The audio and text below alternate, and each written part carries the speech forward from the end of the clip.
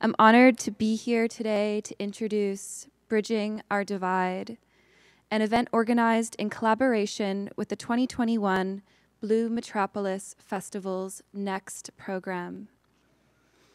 In translation, Bridging Our Divide will be a bilingual reading and conversation that brings together Marcela Huerta, Daphné B., and Alex Manley, three Montreal-based authors from francophone and anglophone writing scenes, to read from and engage in a dialogue about their work and experiences and with translation. It might be said that anglophone and francophone writing communities in Quebec experience multiple solitudes: cultural, linguistic, and geographic solitudes, but also often mutually exclusive ones. How do local emerging writers, both English and French-speaking, feel about these solitudes? How do we feel about each other's drastically different accesses to community, media, markets? And what can we learn from our contrasting contexts and struggles? How can we work together to better reach new audiences, to share our access with one another? What has the internet done? What can it do about that? If we meet in translation, in solidarity, can we bridge our divide? In celebration of the publication of the French translation of Marcela Huerta's Tropico, Marcela will engage these questions and more with the book's translator, Daphné B., and Alex Manley, who recently translated Daphne's award-winning Maquillé, Made Up, due out this fall from Coach House Books. Together, they will share readings from these published works and discuss the joys of and their experiences with translation. Shmoni. La pop star anarchiste a eu un bébé avec le fils du milliardaire. C'est un moton gris-vert de cash et de gonne. C'est la preuve, pour ceux et celles qui en avaient besoin, qu'elle ne pensait pas vraiment ce qu'elle disait. Je pense souvent aux bébés qu'ont eu la pop star et le riche héritier. Je pense au moton gris-vert de cash et de gonne, à cette couleur où richesse et violence, fibres indémêlables d'un même tissu, s'entrecroisent. J'essaie de comprendre la couleur, de mettre en mots sa confusion. Le moton est trouble, comme de l'eau sale. Il est opaque et ça lui sert. C'est qu'il voudrait masquer sa vérité banale. Il n'y a pas de cash sans gonne. Avoir un moton de quelque chose, c'est en posséder une grande quantité. Or, l'opulence présuppose la rareté, car elle fleurit sur la misère des autres. De cette relation étroite et essentielle naît la violence. Ce bébé-là tire du gun. Le bébé que la poète Anne Boyer décrit n'est pas gris, mais grisâtre. Il n'est pas vert, mais verdâtre. En fait, sa teinte malheureuse et inaboutie mute constamment. De là son suffixe âtre. C'est qu'elle tire toujours sur une autre couleur et se métamorphose comme un organe en décomposition. Le rein d'un cadavre passe du brun au noir. La trachée, d'abord blanche, devient rouge, puis olivâtre. La couleur trace un mouvement, nous enferme dans un cycle, et personne n'échappe à sa danse.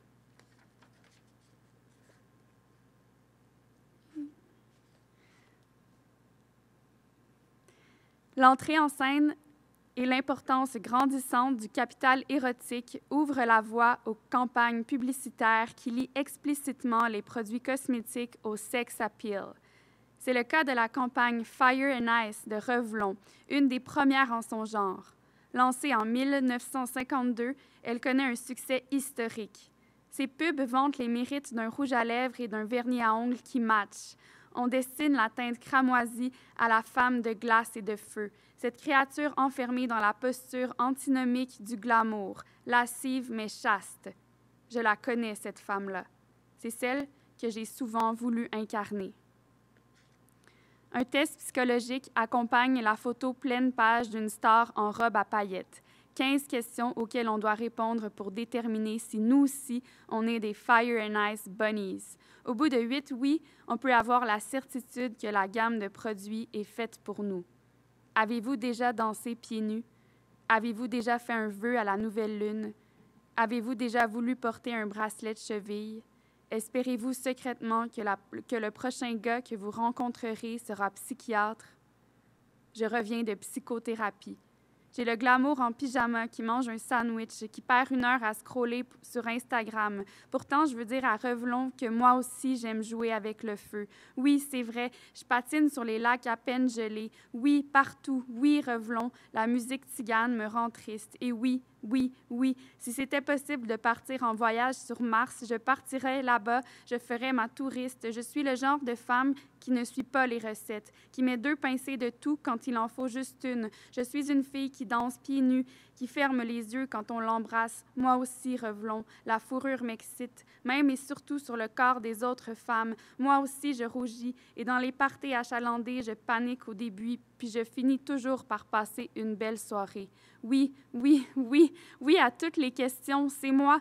Je suis du genre à me faire des mèches blondes platines sur un coup de tête sans consulter mon mari. Fire and Ice. Je lève la main comme si je voulais parler. Je couine doucement dans mon appartement vide. Oui, j'ai répondu oui aux 15 questions. J'ai l'impression que Révélon est descendu dans ma poitrine, est allé parler à mes désirs de petite fille. Cette petite fille-là chante, les poignets cerclés de bracelets d'amitié. Elle rêve à des pieds nus, des mèches blonds platines et des parties achalandées. Elle ne sait pas encore qu'au cœur de la fête, il y a une autre fête, un vertige qu'elle souhaitera toujours plus grand, car il faut s'approcher de la mort pour se sentir vivant.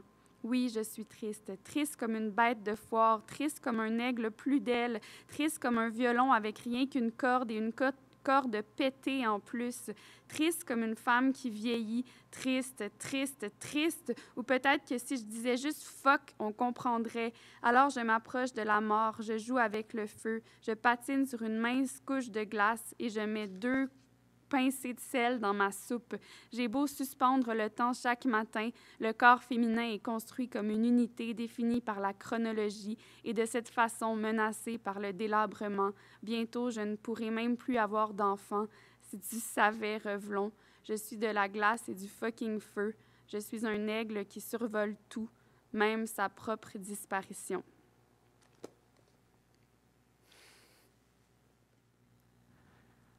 Shmoney. The anarchist pop star had a baby with the son of a billionaire. It's a little green-gray wad of cash and guns. Proof, for those who needed it, that she hadn't really meant the things she'd said. I think about the pop star's baby with the billionaire often. I think about it, that little green-gray wad, the amalgamation of cash, of guns, about that color at the intersection of wealth and violence, infinitely interlacing strands of the same fabric all come together. I tried to understand the color, to put the complexity of it into words. The green-gray wad, as murky as dirty water, opaque, which works for it. That wad would love to cover up the banality of the truth, that wealth comes from the barrel of a gun. A wad isn't just a crumpled up thing, it's also a stack of bills. Opulence, you see, presupposes scarcity. It blooms brightest in the garden of other people's misery. That intimate relationship between money and violence. This baby was born a gunslinger. The baby that Anne Boyer describes isn't actually gray, more grayish. Nor is it green, more greenish. In fact, if you look closely, it's an ever-shifting, mutable hue, hence the ishes. It's forever on the doorstep of another shade, metamorphosing a decomposing organ. Did you know that? A dead person's kidney goes from brown to black. The trachea, which starts out white, becomes red before landing on olivish. Color is movement. It traps us in the steps of a dance, one that no one is allowed to sit out. The burgeoning importance of erotic capital paved the way for advertising campaigns that explicitly linked cosmetics to sex appeal. Consider Revlon's Fire and Ice campaign, one of the first of its kind. Launched in 1952, its ads for a matching lipstick and nail polish were a historic success. The campaign was targeted at so-called women of fire and ice. Who is this woman? She's a legendary creature, forever caught between the twin poles that circumscribe female glamour, virgin and whore. I know her well. She's the woman I've always wanted to be. One ad in the campaign paired a full-page photo of a star in a sequin dress with a little proto-BuzzFeed quiz. 15 questions to help determine whether you, too, qualify as a woman of fire and ice. Tick off 8 or more yeses, and you're in. Have you ever danced with your shoes off? Did you ever wish on a new moon? Have you ever wanted to wear an ankle bracelet? Do you secretly hope the next man you meet will be a psychiatrist? Me, I just got back from therapy, with all the glamour of a woman still in her PJs, eating a sandwich, scrolling down the rivers of Instagram for an hour. Still, I want to let Revlon know that I too like to play with fire, and I too like to skate on thin ice. Yes, Revlon, gypsy music does make me sad, and yes, Revlon, if I could fly to Mars, then I would, and go full tourist. Yes, Revlon, I am the kind of woman who says, to hell with the recipe, and adds 2 dashes of bitters instead of just 1. Yes, I do dance barefoot, and yes, I do close my eyes when I go in for a kiss. Yes, Revlon, fur does turn me on, particularly on other women's bodies. I too blush when I flirt, and at crowded parties, I too panic at first, and then invariably end up having a great time. Yes, yes, yes to every question. I absolutely would go platinum blonde on a whim without ever consulting my husband. It is I, Fire and Ice Woman. I raise my hand as if asking for permission to speak and whisper a quiet yes into the emptiness of my apartment. 15 yeses later, it feels like Revlon's become a part of me, has traveled deep within me, gone to speak to my inner child's truest wishes. She's singing, her wrists encircled with friendship bracelets. She dreams of bare feet, platinum blonde locks, and crowded parties. She doesn't know yet that at the heart of the party there is another, different party, a vertigo that she'll always want to feel more intensely. Sometimes the only way to feel alive is to fly too close to death. Yes, I am sad, sad as a circus lioness, sad as an eagle without wings, sad as a violin with only 1 string and that one broken, sad as a woman who's growing old. Sad, sad, sad. Or perhaps if I just said merde, it would do as well. So I draw closer to death, play with fire, skate on thin ice, and put 2 pinches of salt in my soup. No matter how well I freeze time each morning before the mirror, a woman's body is a unit defined by chronology and thus threatened by decay. Soon, I'll be too old to ever have kids. If only you knew, Revlon. I'm fucking fire and ice.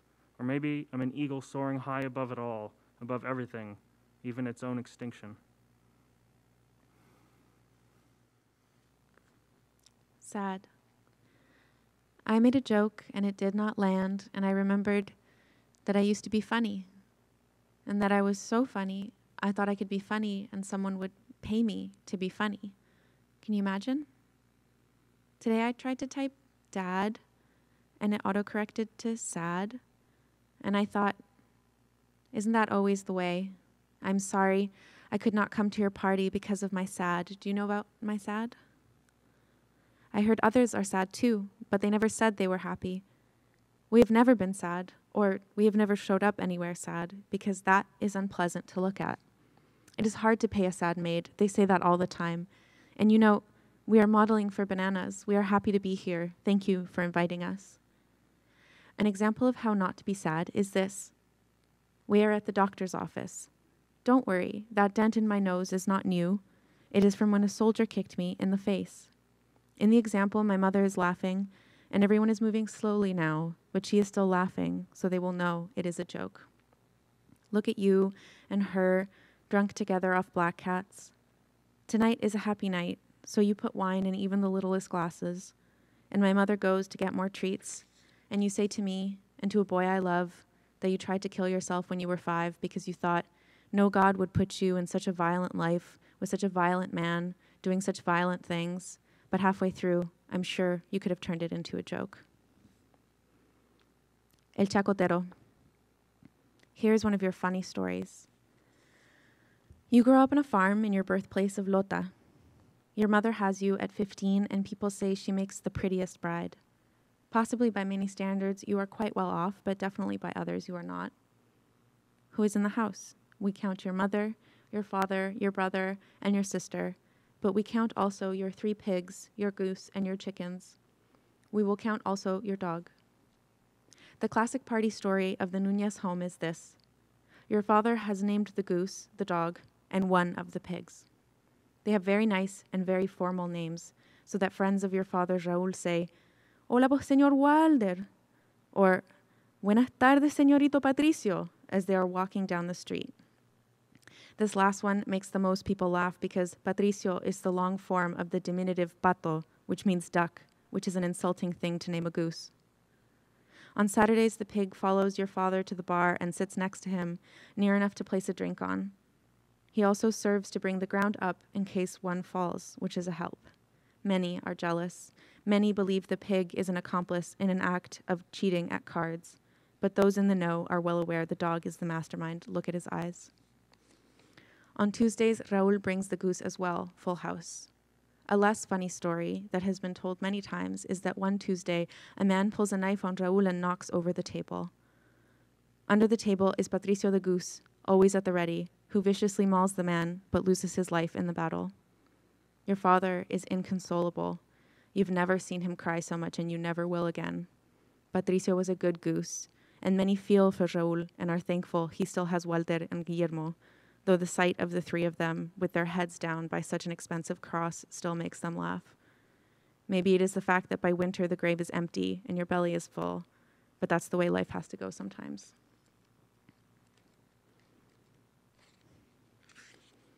Castré. Someone I've never met before has just died, and in thinking of her, I read that until the day before she dies, she is working or trying to work, which is also working. I think of you in your bed as you listen to a song about taking the hand of a metaphorical brother and letting yourself loosen from the ground gently and in pieces, as in a gold miner's pan, so that you shake and shake until all of a sudden there are little pieces of gold glinting, rolling in circles, always having been there, but still you are surprised to see them. The song is not like the songs you played on your guitar. The song is a newer sounding song, and it is also a song that, if I heard it on the radio, I would think was very badly made. In fact, in this memory, here you are standing in front of me, and you are so proud of this album, which you have found for $5, and here I am looking at it and thinking it is worth much less. And for this, I'm sorry. I never met anyone with less of an inclination for the guitar.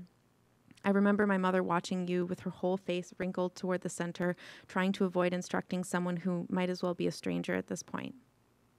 I think you thought it was only funny when the cat put his hand on your guitar and never took it as anything more.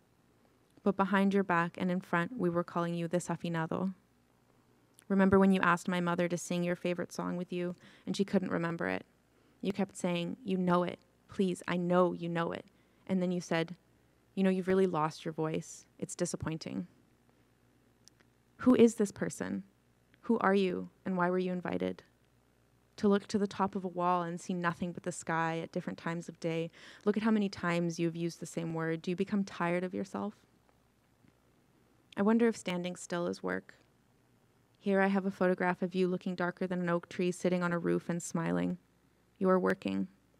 My mother touches it and she says, when everyone had gone on unemployment, he was still tarring that roof like a pack animal.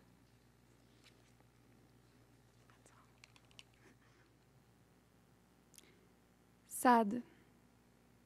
J'ai fait une blague et personne n'a ri. Et je me suis rappelé qu'avant, j'étais drôle. Que j'étais tellement drôle que je pensais que je pouvais être drôle et que quelqu'un me paierait pour être drôle. T'imagines? Aujourd'hui, j'ai voulu taper dad, qu'autocorrect a remplacé par sad. Et j'ai pensé, et si c'était ça la vie? Je m'excuse, je pouvais pas venir à ton party à cause de mon sad. Connais-tu mon sad? J'ai entendu dire que d'autres aussi étaient sad, mais elles n'ont jamais dit qu'elles étaient heureuses. On n'a jamais été sad, ou on n'a jamais montré notre sad nulle part, parce que c'est désagréable à regarder. C'est dur de payer une femme de ménage sad. C'est ce qu'on dit tout le temps. Et tu sais, c'est nous qu'on voit sur les bananes. On est contente d'être ici. Merci de nous avoir invités. Voici un exemple à suivre pour ne pas être sad. On est dans le cabinet du médecin. T'inquiète pas, la bosse sur mon nez date pas d'hier. C'est un soldat qui m'a donné un coup de pied d'en face. Dans cet exemple-là, ma mère rit. Et tout le monde bouge au ralenti maintenant. Mais elle rit toujours, pour qu'on sache que c'est une blague. Regarde-toi avec elle, sous, à boire des chats noirs. Ce soir, c'est soir de fête. Alors tu verses du vin même dans les plus petits verres. Et ma mère part acheter d'autres gâteries et tu me dis à moi et à un gars que j'aime que tu as essayé de te suicider quand tu avais 5 ans parce que tu pensais qu'aucun Dieu ne pouvait t'imposer une vie aussi violente avec un homme aussi violent qui faisait des choses aussi violentes. Mais à mi-chemin dans ton histoire, je suis sûre que tu aurais pu la transformer en blague. El Chacotero. Voici une de tes histoires drôles. Tu as grandi sur une ferme dans la ville où tu es né, Lota. Ta mère a 15 ans quand elle t'a, et les gens disent qu'elle fait la plus belle des mariées. Peut-être qu'à bien des égards, vous êtes plutôt aisés, mais à bien d'autres, vous ne l'êtes pas. Qui est dans la maison? Il y a ta mère, ton père, ton frère et ta sœur, mais il y a aussi tes 3 cochons, ton oie et tes poules. Il y a aussi un chien. La traditionnelle histoire de la famille Nunez, telle que racontée dans les parties, va comme suit. Ton père a donné un nom à l'oie, au chien et à un des cochons. Ils ont des noms vraiment beaux et vraiment formels. Alors quand ils se promènent dans la rue, les amis de ton père Raoul leur lancent « Hola por señor Walder » ou « Buenas tardes, señorita Patricio ». C'est ce nom-là qui fait rire le plus, parce que Patricio, c'est la forme longue du diminutif « pato », qui veut dire « canard », et c'est insultant pour une oie de s'appeler comme ça. Les samedis, le cochon suit ton père jusqu'au bar et s'assoit à côté de lui, assez proche pour qu'on puisse poser un verre dessus. Il sert aussi de sol sur lequel s'appuyer quand on tombe. Ça aide. Plusieurs sont jaloux. Plusieurs pensent que le cochon est le complice de ton père et l'aide à tricher aux cartes. Mais ceux qui savent sont au courant. Le cerveau, c'est le chien. Faut juste voir ses yeux. Les mardis, Raoul vient aussi avec l'oie. La salle est comble. L'histoire moins drôle qu'on a racontée souvent, c'est le mardi où un homme menace Raoul avec un couteau et renverse une table. Sous la table, il y a Patricio l'oie, toujours au poste, qui s'en prend à l'homme de façon brutale, mais qui meurt au combat. Ton père est inconsolable. Tu ne l'as jamais vu pleurer autant et jamais plus ça n'arrivera. Patricio était une bonne oie et beaucoup ont de la peine pour Raoul et sont contents qu'il ait encore Walder et Guillermo, même si la scène que forme le trio prosterné devant une croix qui coûte aussi cher les fait encore rire. Ou peut-être que c'est le fait qu'une fois l'hiver venu, la tombe est vide et ton ventre est plein, mais c'est comme ça la vie des fois. Castré. Une personne que je n'ai jamais rencontrée de ma vie vient juste de mourir. Et au moment où je pense à elle, je lis que jusqu'à la veille de sa mort, elle travaillait ou elle essayait de travailler, ce qui est aussi du travail. Je pense à toi dans ton lit qui écoute une chanson qui parle de prendre la main d'un frère métaphorique et de te détacher doucement du sol, en morceaux, comme dans la bâtée d'un chercheur d'or, pour bouger et bouger encore jusqu'à ce que tout à coup, il y ait des petites pépites d'or qui scintillent, qui culbutent, qui ont toujours été là et qui pourtant, tu es surpris de voir. La chanson n'est pas comme les chansons que tu jouais à la guitare. La chanson sonne plus récente et c'est aussi une chanson que je trouverais vraiment mal faite si je l'entendais à la radio. En fait, dans mon souvenir, tu es là en face de moi et tu es tellement fier de l'album que tu as déniché pour 5 $ et je suis là qui le regarde et qui pense qu'il vaut vraiment moins cher. Et pour ça, je m'excuse. Je n'ai jamais rencontré quelqu'un d'aussi peu talentueux à la guitare. Je me souviens de ma mère qui te regardait, le visage entier plissé vers son centre, qui essayait de ne pas corriger quelqu'un qui aurait très bien pu être un inconnu, rendu là. Je crois que tu ne pensais à rien d'autre qu'à rire quand le chat posait sa patte sur ta guitare, et tu n'as jamais pris ça pour autre chose qu'une blague. Mais dans ton dos et dans ta face, on t'appelait Desafinado. Tu te rappelles quand tu as demandé à ma mère de chanter ta chanson préférée avec toi et qu'elle ne s'en rappelait plus? T'arrêtais pas de dire « Tu la connais, s'il te plaît, je sais que tu la connais. » Et puis t'as dit « Tu sais, t'as vraiment perdu la voix. C'est décevant, Yoli. » Qui est cette personne-là? Qui es-tu et pourquoi est-ce qu'on t'a invité? Regarder en haut d'un mur et ne rien voir d'autre que le ciel à différents moments de la journée. Regarde combien de fois as-tu utilisé le même mot. Tu ne te fatigues pas de toi-même des fois? Je me demande si rester immobile représente une forme de travail. Ici, j'ai une photo de toi où tu es plus foncé qu'un chêne, assis sur un toit, souriant. Tu travailles. Ma mère l'effleure et elle dit, quand tout le monde était tombé au chômage, il goudronnait encore le toit, comme un vrai cheval. I have to say, like, I grew up like in a mainly francophone house, and I also studied in French, even though I was studying at McGill, and I received a very traditional,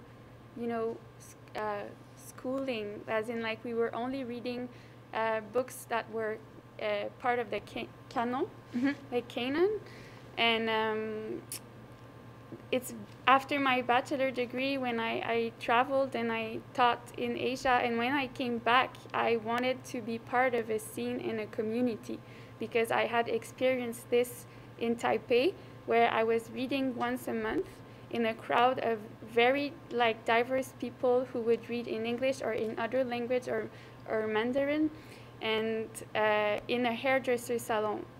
And I really loved the way that we could share something that we do. And so when I came back, I wanted to share what I was writing and hear other people sharing their own writing. So I tried to, ask around if there was such things in the city, and the francophone scene seemed more closed off. It was harder to penetrate because I wasn't a part of that scene beforehand. And so I felt that for me, the literary community in Montreal in English is much more inclusive.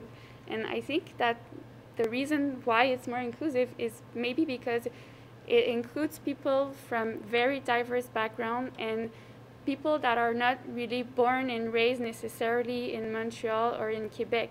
So because of that, it's also open to the world and what the world is writing, as opposed to the Quebec scene, which is much more centered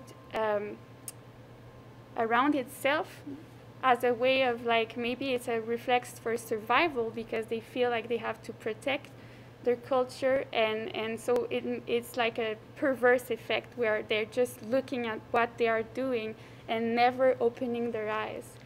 Well, because when you said that thing about like you didn't feel like you fit into it because you weren't already in it, like how would one have like gotten in it? You know what I mean? I Like just it's kind of like a felt snake eating its own very tail. welcomed in the anglophone community for some reason, and I started reading in cafes and bar, and it's also a matter of love, like you love the people, you also love their writing, and that's what brought me in the anglophone community, but also in the francophone community, because I write mainly in French. Yeah.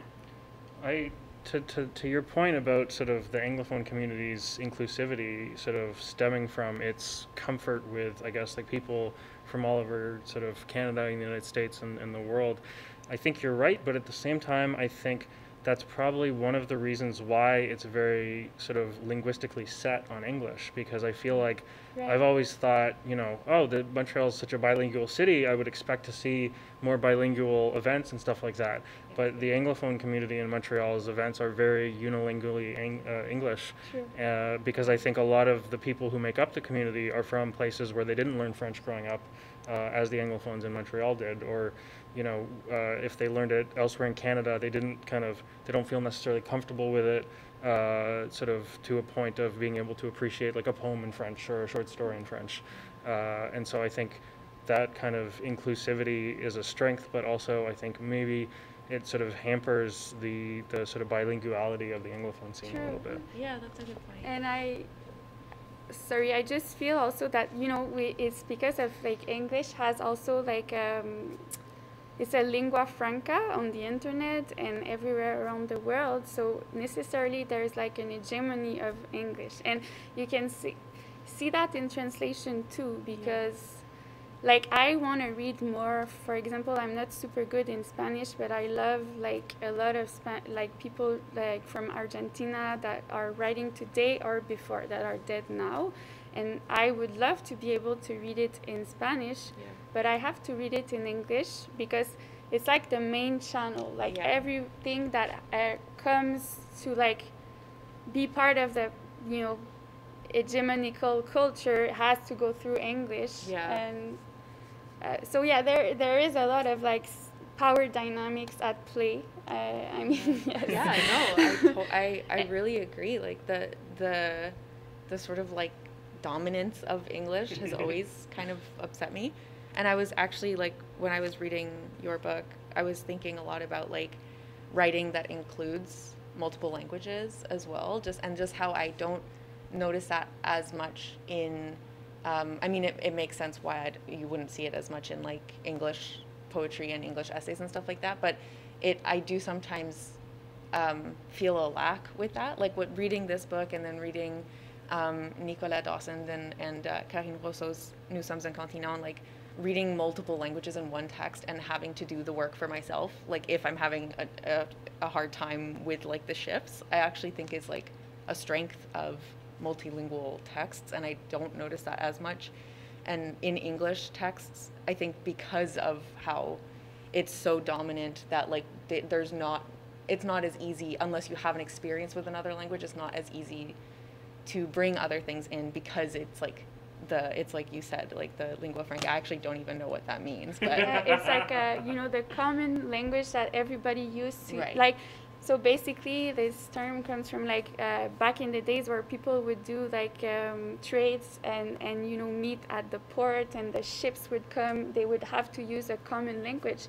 The ship would come from everywhere around the world. So the irony of it is that it's like Latin for langue française, like if you like it, just sort of like the etymology of it is it's sort of langue française, but now the lingua franca of the internet is English. So there's it's a little ironic. I mean there is some kind of appropriation going on, of course, and it's especially even like I translated Marcela, and this issue was like at the heart of the project too, because I didn't want to appropriate Marcela's identity, and like we reflect upon that because we obviously come from different background, and the story that Marcela tells in her book is like very rich and complex, and I don't want to like make it flat or whitewash whitewash it. I also, in my own book Maquillée, really quote a lot, and I use this quotation strategy because it's a way to bring the voice of the people that I love reading into the Quebecois culture and in my own word. So it's a way to appropriate their writing, and it's also because these writers were never translated in Quebec because of the way translation works. Okay, so everything that is written in United States, for example, doesn't get translated in Quebec or Canada. It has to go through France. So so for me, it's just a way to like show what I love to other people. But when I do it on my own terms, and the way I write is maybe not the way the writer would have liked to be translated. Sometimes I translated these writers with slang, like Quebecois slang.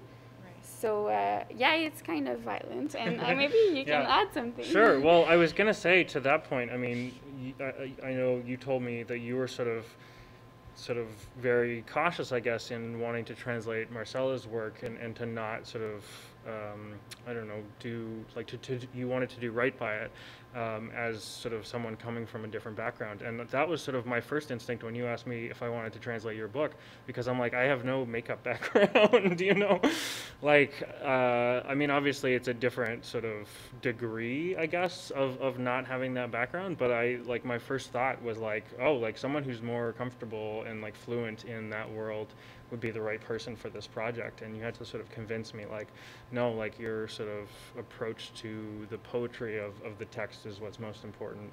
And, you know, you can learn about the makeup stuff as you go along. But I definitely understand that kind of, I don't know, hesitation sort of, because like, I don't know, looking at a text that you really love, it's sort of, I don't know, like, difficult to sort of say like, oh yes, like I'm the person who's allowed to translate this. You're staking an ownership almost, or a claim over it. Yeah. You have to give yourself a permission, and sometimes it can be hard. But yeah. Yeah, because you are changing the text, like you're making it your own. You're taking things out, you're leaving things in, you're making active decisions. Like that's what we like talked about so much with Tropico. Yeah. Like you're making those decisions. In a way, the text that you translate becomes your own, Yeah. and it really goes inside my body. And it like sometimes, like, I don't know, as writers, maybe we have like specific lines or poems that we wrote that are really dear to us. Sometimes there's lines that I translated that pops in my brain, and even when I write, like in Maquillé, there's like literally like a quote of my translation of a book that like I translated, because it seems to me that it's like my book now. I don't know how you feel about like Maquillé's translation. Like, do you feel like ownership sometimes over like some formulation? Sure. Or I feel like maybe more ownership over some parts than others. I think, because like the book is one of the things that I love about Maquillé is that sort of it flows very seamlessly between sort of more academic sort of stuff and more poetic stuff, or sort of more kind of not even well, at times you get a little bit academic, but there's also just sort of like a kind of a nonfiction, almost journalistic at times, and then at times you just really kind of talking about your feelings in a very poetic manner.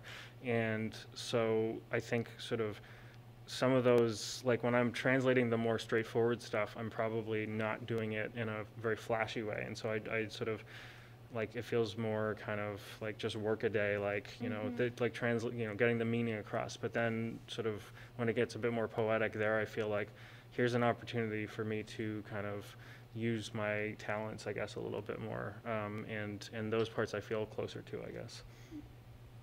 I mean, I really enjoyed like the process of, I really considered it like a collaboration. Yeah. Like the way that you translated Tropico, because you let me, well, privileged in the fact that I like speak at least some French, and so like I was thinking about it, and I feel like I'm such a control freak. I feel like I'd have a really hard time being translated in a language that I didn't understand at all, because of the things that we've talked about, because of the things that can change, because of the things that can get lost that maybe are not even being communicated to you as the original author. But like I mean, I just like I love your art, like, period. So I just think like that part of it for me was just like getting to see someone make a new work of art out of something that already exists. I think for me that was like super beautiful. And getting to be a part of the process, it does, like, I feel like it actually does really do something to like connect people, because like you said, you'd really inhabit the text. And I think, I don't know, for me personally, I find it rare to have an experience where someone else is inhabiting my text in that fully, like, bodily of a way, because there's lots of stuff to read, and maybe you're not reading it like as densely, but like when you are, you're not reading it as like thoroughly. But, like when you're translating it, you have to, because you read it like you read it like 100 times. 50, Yeah. So it's like, and all the details and all the things that are like changing, or like questions or things like that. So it does become like a collaboration, like hybrid thing. It's kind of beautiful.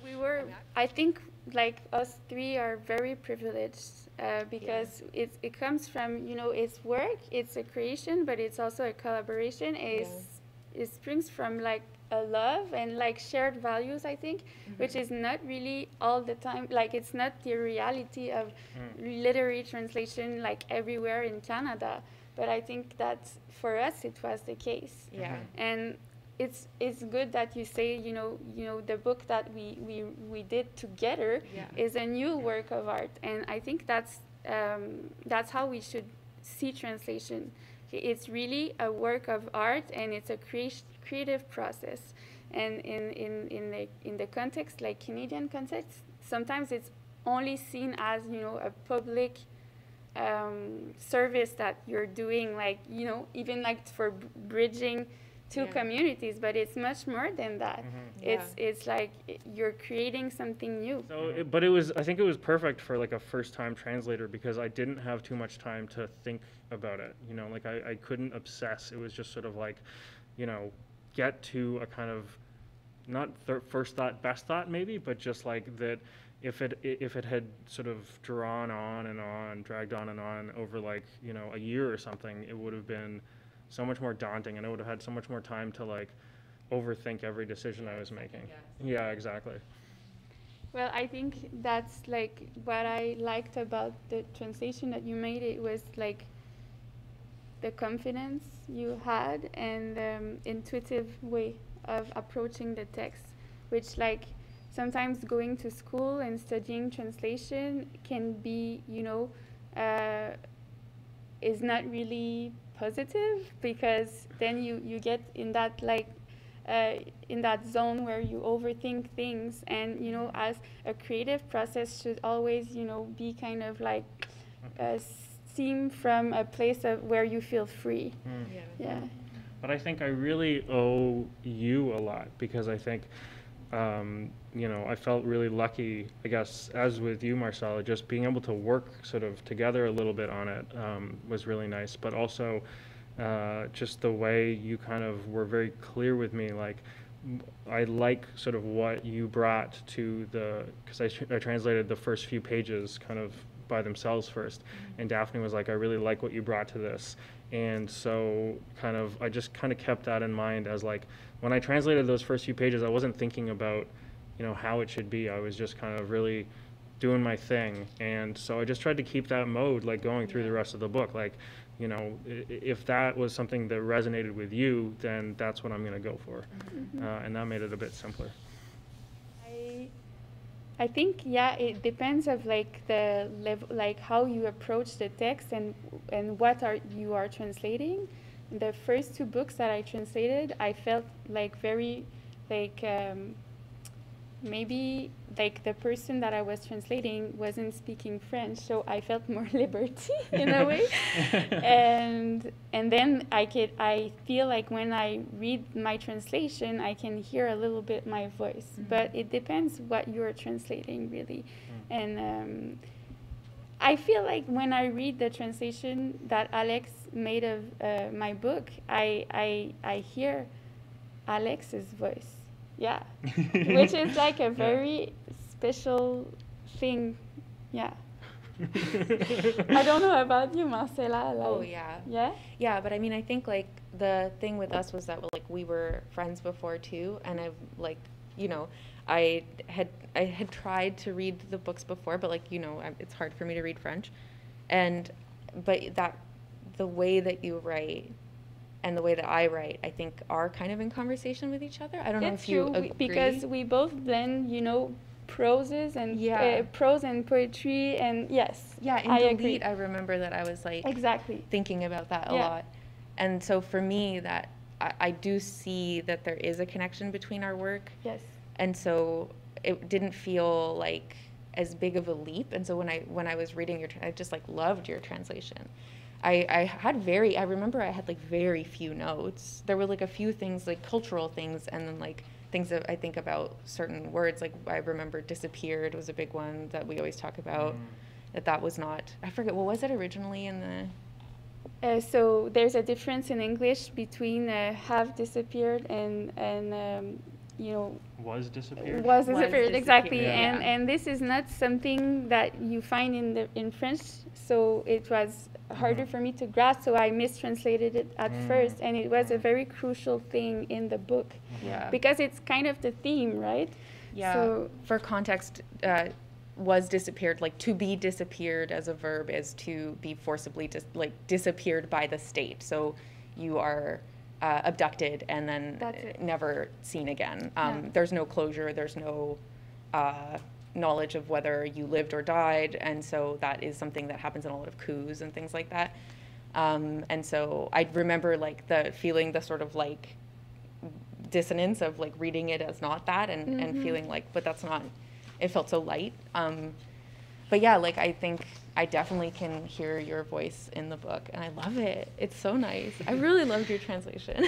I'm super excited to read your translation. I wanted to read it beforehand, but I didn't get it. Well, it's I'm not not allowed. available I'm yet. not allowed. No, I mean I'm not allowed to get an advanced reading copy, I think. Oh, I'm sure we know some people, so. You'll post it, right? Yeah, exactly. Yeah, like I feel like sort of, I don't know. I mean, I guess part of what was so important to me was just like, you know, like Daphne has to be happy, I guess. Sort of like, you know, if there's anything that sort of rang false to you or whatever, it was important for me to deal with. And I guess sort of, I don't know, it's a hard question of like finding the line of like pleasing the readers and pleasing the writer, I guess. Yes. But yeah, I don't know, translation is a murky magic. That's a